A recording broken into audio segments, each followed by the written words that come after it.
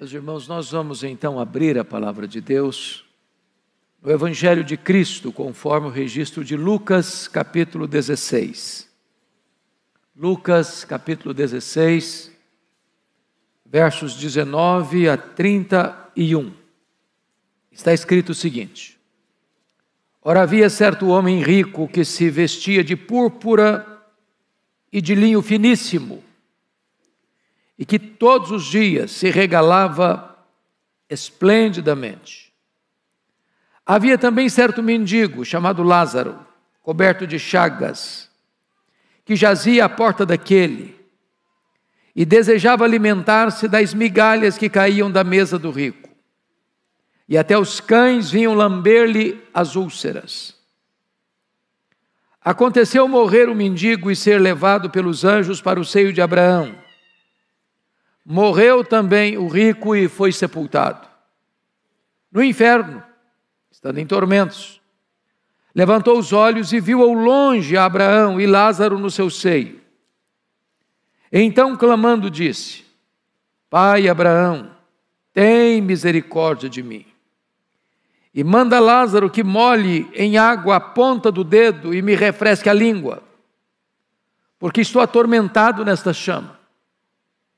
Disse, porém, Abraão: Filho, lembra-te de que recebeste os teus bens em tua vida, e Lázaro igualmente os males.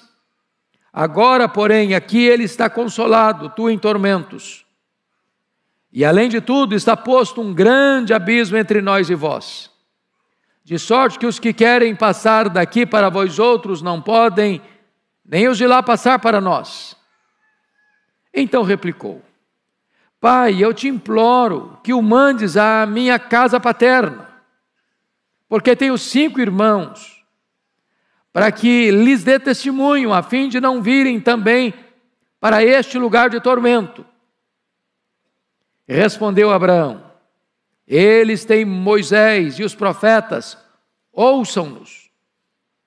Mas ele insistiu: Não, pai Abraão, se alguém dentre os mortos for ter com eles, arrepender-se-ão.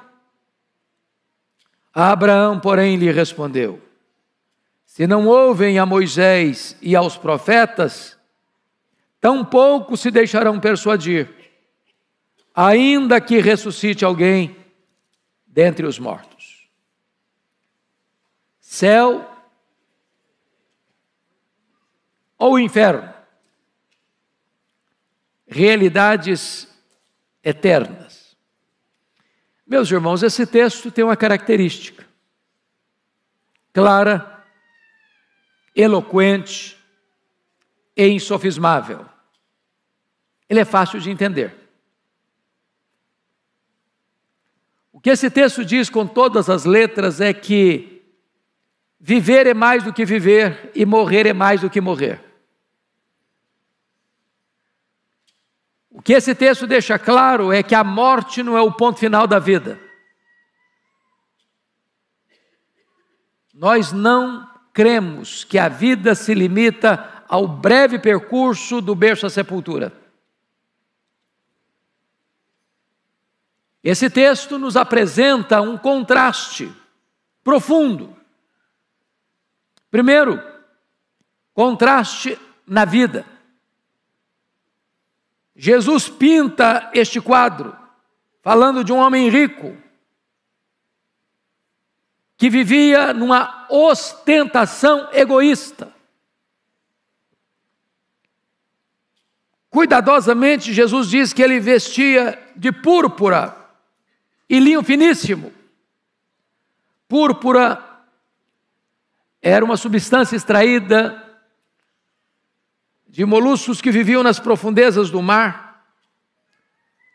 E vocês se lembram de Lídia, asiática que morava na Macedônia, vendedora de púrpura. Só os ricaços se vestiam com púrpura. Os senadores romanos se vestiam com púrpura. Era uma veste rara e cara.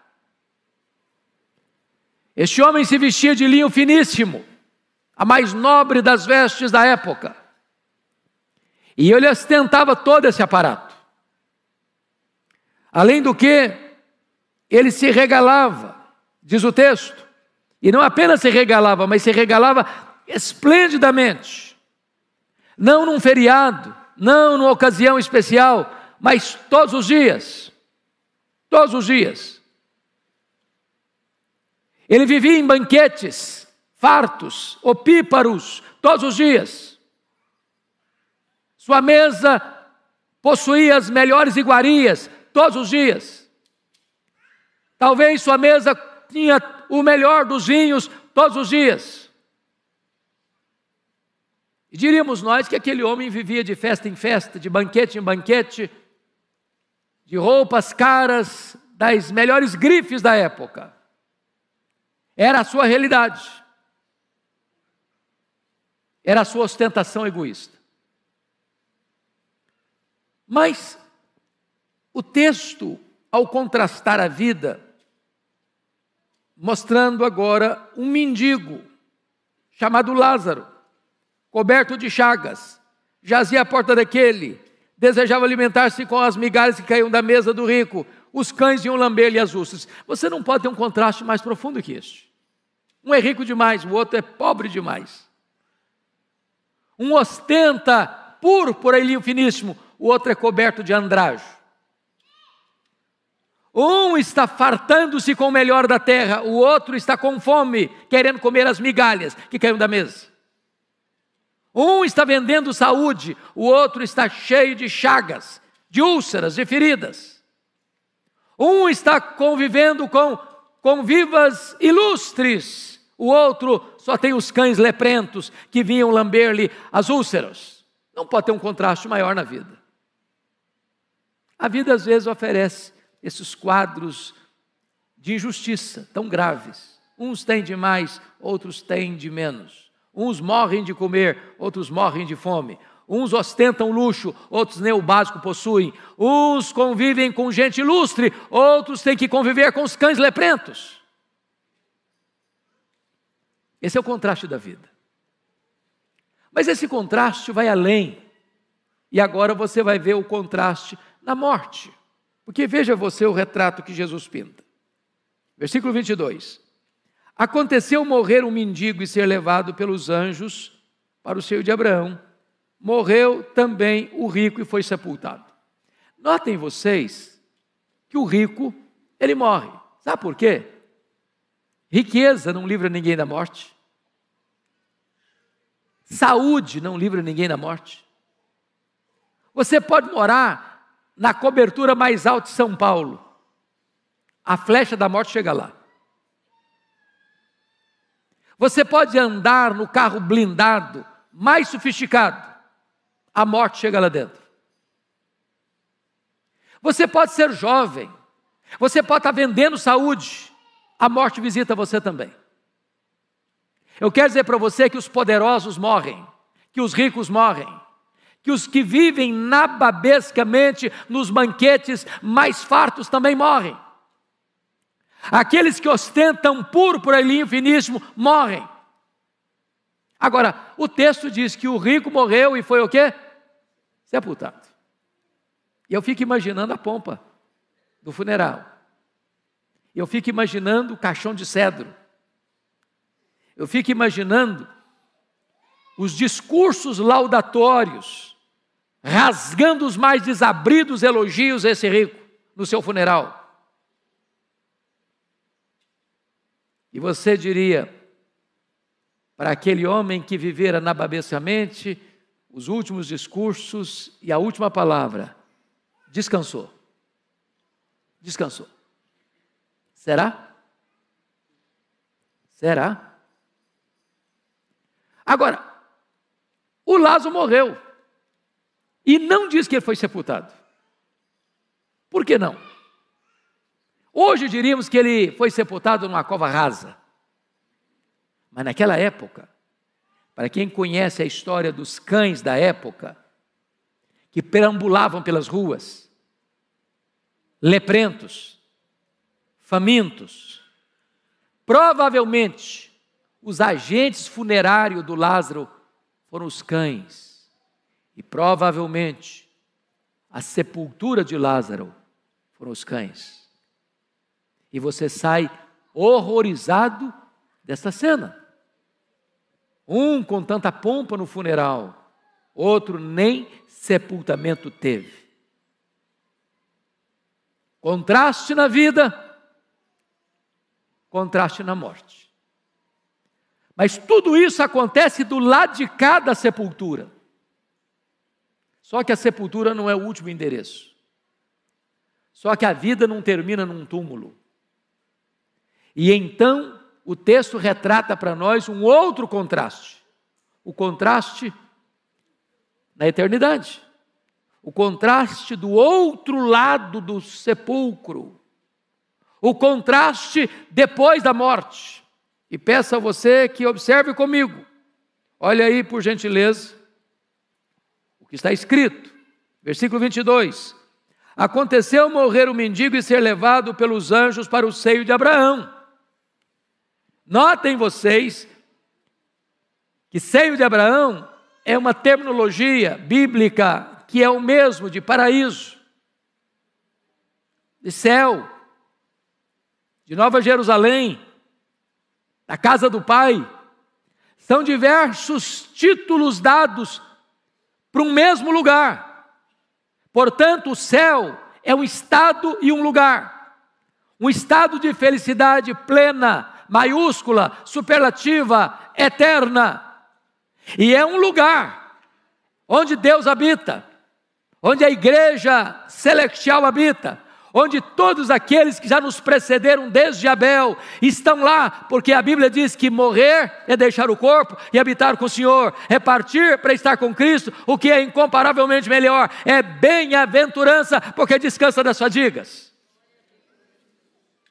E Lázaro é escoltado pelos anjos. Me permita ilustrar isso.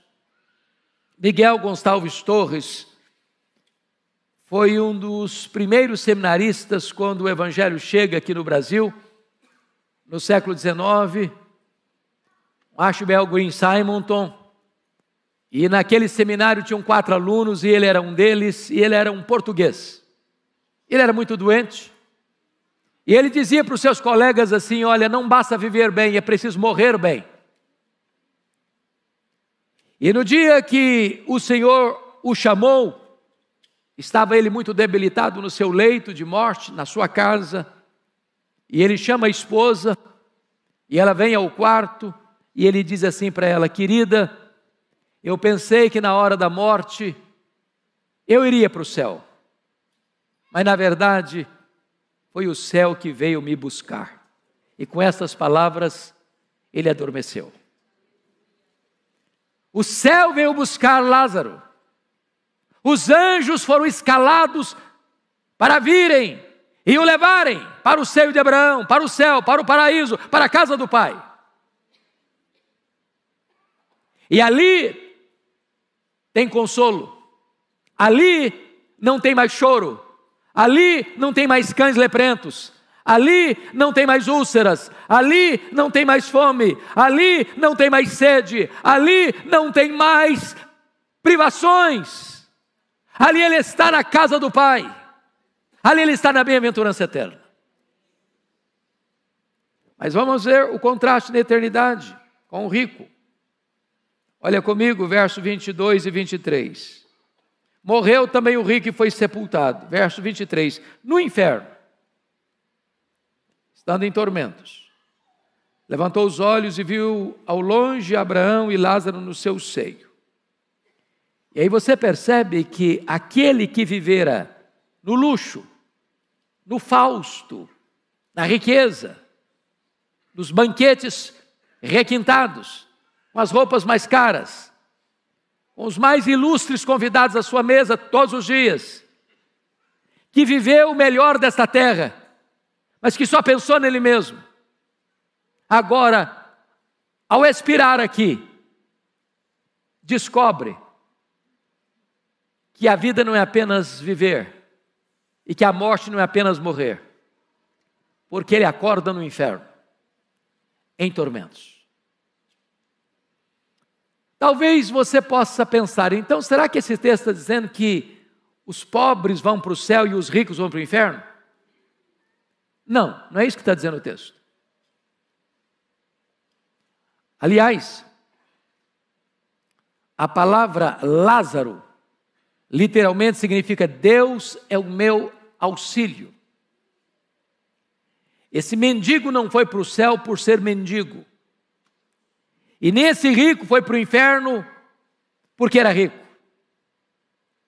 Não há nenhuma anatematização à riqueza e não há nenhuma vantagem na pobreza. Tanto o pobre quanto o rico são pecadores. Tanto o pobre quanto o rico precisam se arrepender e crer em Jesus. Tanto o pobre quanto o rico têm a mesma situação diante de Deus. Precisam da graça salvadora de Deus. Tanto o pobre quanto o rico, se arrependem e creem, são salvos e habitarão com o Senhor para sempre. A salvação não tem a ver com a sua condição social. A sua salvação tem a ver com o seu arrependimento genuíno e com a sua confiança no Salvador, Jesus Cristo, nosso Senhor. Agora notem vocês que há muitas tentativas para negar o inferno. Até hoje as pessoas tentam apagar as chamas do inferno. E então criam uma ideia de que o inferno é aqui mesmo. Não, não existe inferno, o inferno é aqui. Mas se o inferno é aqui, ele é muito bom, sabia? Aqui você tem água fresca para tomar. Aqui você tem alimentos saborosos com os mais diversos sabores e Deus lhe deu o paladar para distingui-los. Aqui você tem casa para morar, cama para dormir, roupa para vestir. Aqui você tem amigos, aqui você tem família, aqui você tem igreja, aqui você canta, aqui você festeja, aqui você celebra, aqui você tem paz. Não, o inferno não é aqui. O inferno não é aqui. Outros dizem não. Na verdade, Deus não criaria o homem para mandá-lo para o inferno. Na verdade, a grande verdade que devemos entender e crer é o chamado universalismo. No final, todos serão salvos. Todos irão para o céu. Todos terão bem-aventurança eterna. Pois não é isso que a Bíblia ensina. E ninguém falou mais sobre o inferno do que Jesus. Só há dois destinos. É céu ou inferno. Não há uma terceira via. Não existe um purgatório que a pessoa vai lá e fica penando por um tempo que não se sabe quanto tempo, depois ele vai para o céu. Não existe isso. Jesus deixou claro, há um grande abismo entre nós e vós, de tal maneira que quem quiser passar daqui para lá não pode, quem quiser passar de lá para cá não pode. A morte encerra as chances. Ao homem está ordenado morrer uma só vez, vindo depois disso o juízo. Então não tem universalismo.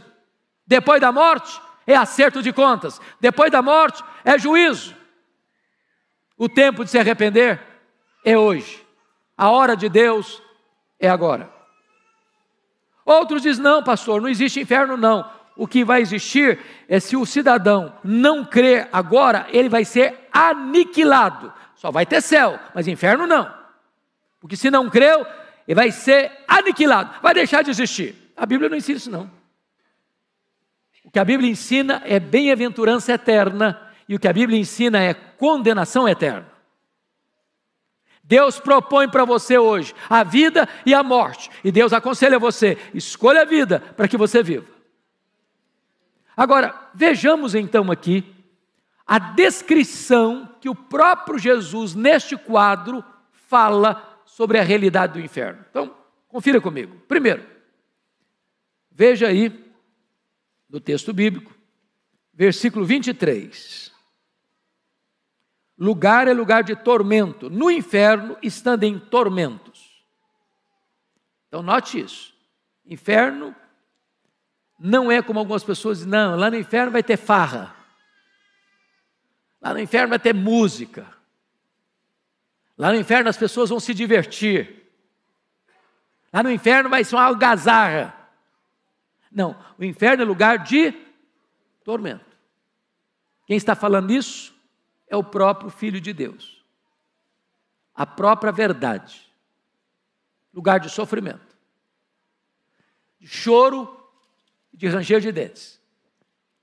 Segundo lugar, olha aí o versículo 23 e 24. Então clamando diz: Pai Abraão, tem misericórdia de mim e manda a Lázaro que molhe em água a ponta do dedo e me refresque a língua, porque estou atormentado nessas chamas. É lugar de ausência de consolo. Agora, o quadro que Jesus pinta é dramático. Se ele está atormentado nessas chamas, veja você, o que vale um dedo molhado numa língua e num corpo atormentado por chama? É nada, é zero. É o mínimo. Nem esse mínimo ele tem. Nem uma gota d'água na chama ele tem.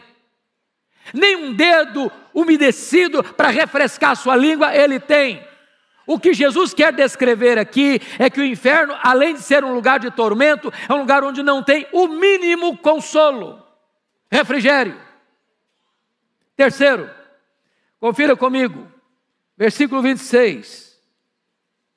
E além de tudo está posto um grande abismo entre nós e vós, de sorte que os que querem passar daqui para vós outros não podem, nem os de lá passar para nós. Ou seja, o inferno é um lugar de onde não se pode sair. É a penitenciária do universo, de prisão perpétua. E não tem qualquer tribunal que possa alterar essa sentença, de mudar esse veredito. É para sempre. Mas em quarto lugar, o inferno, olha comigo o verso 27. Então replicou o pai: eu te imploro que o mandes à minha casa paterna. É um lugar onde súplicas e apelos, os mais dramáticos, os mais urgentes, os mais plausíveis, não serão atendidos. Vejam você que esse homem viveu a vida inteira regalando em banquetes, com vestes excelentes. E ele nunca pensou nem na alma dele, nem na família dele. Há muitas pessoas que vivem curtindo a vida, e só curtindo a vida. Mas não para pensar, não para refletir, que a morte chega, que a eternidade está pela frente, que só tem dois destinos. E agora ele está preocupado com os irmãos. Ele tem 5 irmãos. Ele quer que os irmãos sejam avisados para não irem para esse mesmo lugar de tormento. Só que o pedido dele é indeferido. A oração dele não é ouvida. O clamor dele não é atendido. Porque lá no inferno não tem possibilidade de oração ser atendida. E aí você vai perceber comigo no verso 27 e 28, que o inferno é lugar de remorso das oportunidades perdidas. Irmãos, se nós hoje aqui temos uma parcela de remorso, puxa vida, eu podia ter feito isso, não fiz. A vida passou, eu não aproveitei. Eu desobedeci meus pais, eu podia ter obedecido. Eu desonrei meus pais, podia ter honrado. Eu podia ter seguido o caminho certo, segui o caminho errado. Eu podia ter buscado a casa de Deus e fui buscar as tendas da perversidade. Eu podia ter me associado a amigos bons que me colocariam no caminho da verdade e aproveitei a vida para desperdiçá-la e atendi aos maus amigos que me levaram para o caminho errado. Eu podia ter seguido o caminho estreito que conduz ao céu, mas eu me enveredei pelo caminho largo que conduz à perdição. Quantas pessoas que chegam no final da vida cheias de remorsos, cheias de marcas, porque fizeram escolhas erradas, mas ainda aqui, enquanto você está aqui, é possível mudar, é possível mudar, é possível mudar, é possível se arrepender, é possível crer, é possível sair da morte para a vida, da escravidão para a liberdade, da perdição para a salvação, mas depois que morrer, não tem mais jeito, não tem mais jeito. Notem comigo, que o inferno é um lugar de duração eterna. está posto um abismo entre nós e vós. Quem está lá não pode passar para cá, quem está aqui não pode passar para lá. Agora vejam vocês uma coisa muito curiosa. Esse homem, além de ter vivido uma vida egoísta, de ostentação egoísta, além desse homem não ter se preocupado com a sua alma, nem com a sua família, apesar desse homem também não ter socorrido o próximo à sua porta, porque o Lázaro estava lambido pelos cães e faminto à sua porta. Ele não queria sentar à mesa, ele queria pelo menos ter acesso às migalhas que caíam da mesa. Naquela época, dizem os estudiosos, que não tinha os guardanapos que nós temos hoje, de linho ou de papel, e as pessoas limpavam a mão com o pão, comiam usando a mão, e às vezes enxugava a mão engordurada com o pão e jogava embaixo da mesa, primitivamente. E o Lázaro está querendo comer aquele pão, talvez untado de banha, que caía da mesa. Nem isso ele tinha. Mas, além disso, ele tinha uma teologia errada. Teologia errada. Por que teologia errada? O que ele está pedindo? Veja comigo o que ele está pedindo. Versículo 27 e 28. Pai, eu te imploro que mandes à minha casa paterna, porque tenho 5 irmãos,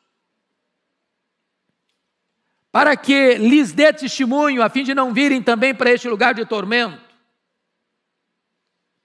Respondeu Abraão: eles têm Moisés e os profetas, ouçam-nos. Vejam vocês, que ele está pedindo que o Abraão, que é uma representação do próprio Deus, está implorando isso, para que mande Lázaro à casa do pai dele. Ele está achando o seguinte, que existe comunicação entre os mortos e os vivos. E essa é uma doutrina largamente aceita no Brasil e no mundo hoje. De achar que os que morreram voltam. Que os que morreram vêm para dar mensagens, para dar alertas, para dizer o que está acontecendo lá no além. E ele está pedindo isso. E qual a resposta de Abraão? Eles têm Moisés e os profetas, eles têm a Bíblia, ouçam a Bíblia. Deus não fala através dos mortos. Não há comunicação entre mortos e vivos. Para você escutar a voz de Deus, você não tem que recorrer ao ocultismo, ao sincretismo religioso. Para você escutar a voz de Deus, você tem que abrir sua Bíblia e ler sua Bíblia. É a palavra de Deus. É a palavra de Deus, é a pregação. A fé vem pelo ouvir e ouvir a palavra de Deus. Mas aí ele replicou, ele não quer mudar a teologia dele não. Olha aí o que está escrito. Versículo 30. Mas ele insistiu. Não, pai Abraão, se alguém dentre os mortos for ter com eles, arrepender-se-ão. Olha a resposta. Abraão, porém, lhe respondeu: se não ouvem a Moisés e aos profetas, tampouco se deixarão persuadir, ainda que ressuscite alguém dentre os mortos. Preste atenção nisso. Primeiro, está escrito que ninguém ou nada pode ter mais persuasão do que a palavra de Deus. Se alguém não escuta a palavra de Deus. Mas o texto não favorece uma vírgula a ideia de que haja comunicação dos mortos com os vivos, porque o texto diz o seguinte: ainda que alguém ressuscite dentre os mortos. Ou seja, para alguém que morreu trazer uma comunicação, primeiro ele tinha que ressuscitar. Sabe por quê? Porque não há a mínima chance de haver comunicação entre os mortos ou os mortos com os vivos. Quem morreu não volta mais para pregar. Quem morreu não comunica mais com os vivos. Para que houvesse essa comunicação, primeiro teria que ressuscitar. Mas o Senhor está dizendo o seguinte: isso não vai adiantar, porque se ele não escuta a palavra de Deus, ainda que um morto ressuscite, não lograria êxito, porque o poder está na palavra do Deus vivo. Meus amados irmãos, Ao mesmo tempo que esse texto retrata a realidade do inferno, esse texto mostra também que o céu é um lugar de consolo. Notem comigo, versículo 25, disse, porém, Abraão, filho, lembra-te que recebeste os teus bens em tua vida e Lázaro igualmente os males. Agora, porém, aqui ele está, o quê? Consolado. Sabe o que significa isso? Por pior que seja o sofrimento que você suportar na terra, o céu indenizará todo esse sofrimento. A nossa leve e momentânea tribulação produz para nós eterno peso de glória acima de toda comparação. Foi só ser levado para o seio de Abraão, não tem lembrança mais de chaga, não tem lembrança mais de trapo, não tem lembrança mais de mendicância, não tem lembrança mais de cães leprentos, não tem mais lembrança de fome. O céu consola. O céu é lugar de vida, de alegria, de paz, de comunhão com Deus. Não tem choro, não tem dor, não tem luto, não tem morte, não tem pecado, não tem separação, não tem doença, não tem defeito físico, não tem cansaço, não tem luto, não tem nada daquilo que marcou nossa vida de tristeza aqui. O céu é o consolo pleno e absoluto de Deus para todos aqueles que confiam e descansam na graça de Deus. Então hoje você tem duas escolhas, ou o céu ou o inferno. Qual é a sua escolha? Qual é a sua decisão?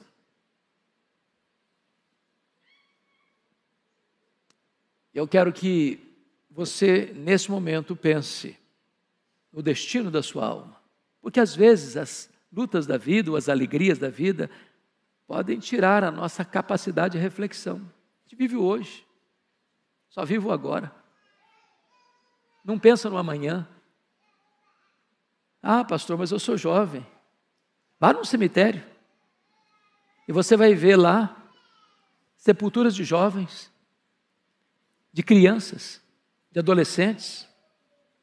Não, pastor, eu tenho muito dinheiro. Se eu ficar doente, como uma pessoa disse nessa pandemia aí, se eu ficar doente, eu tenho dinheiro para comprar respirador, eu tenho dinheiro para comprar médico, eu tenho dinheiro para comprar remédio, eu tenho dinheiro para reverter o diagnóstico. A morte chega e o dinheiro não resolve, e a ciência não resolve, e a medicina não resolve. É por isso que a Bíblia diz, se hoje você ouvir a voz de Deus, não endureça o seu coração. Hoje Deus está lhe dando uma chance. Quem sabe a última oportunidade. E Ele está dizendo para você, eu coloco diante de você hoje a vida e a morte. Escolha a vida, para que você viva. Porque se você crê agora, você não entra mais em juízo. Você passou da morte para a vida. Você pode ter a certeza e a garantia da vida eterna. Feche os seus olhos. Coloque a sua vida diante de Deus. Ore ao Senhor.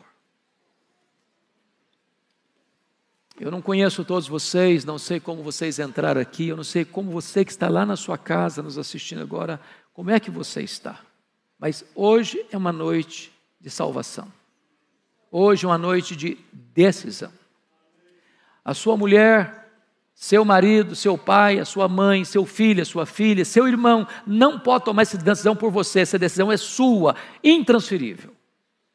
Mas se você hoje se render a Jesus, você pode sair daqui com alegria do perdão, com alegria da redenção, da salvação, da vida eterna. Enquanto você ora, eu faço uma pergunta a você. Você quer hoje colocar sua vida nas mãos de Jesus e sair daqui seguro da sua salvação? Se você deseja isso, eu quero orar com você. Levante uma das suas mãos, eu quero orar em seu favor. Amém. Amém. Amém. Amém. Amém. Amém. Amém. Amém. Amém. Amém. Mais alguém? Amém. Amém. Amém. Louvado seja Deus. Louvado seja Deus. Ó Senhor, bendito é o teu nome. Bendito é o teu nome, porque a festa diante dos teus anjos lá no céu, por um pecador que se arrepende. E hoje, Senhor, neste lugar, neste santo lugar, a tua palavra foi anunciada. O teu Espírito operou maravilhas. E vemos aqui pessoas se rendendo ao Senhor, desejosas de receber agora a alegria, a segurança da salvação, da vida eterna em Cristo Jesus. Eu te peço, Senhor, que tu seles cada um com o Espírito Santo, que tu dês a alegria, que tu dês a segurança, a certeza da vida eterna, e que a tua igreja celebre com alegria esta noite de salvação. Louvado seja o teu nome, em nome de Jesus. Aleluia. Amém. Amém.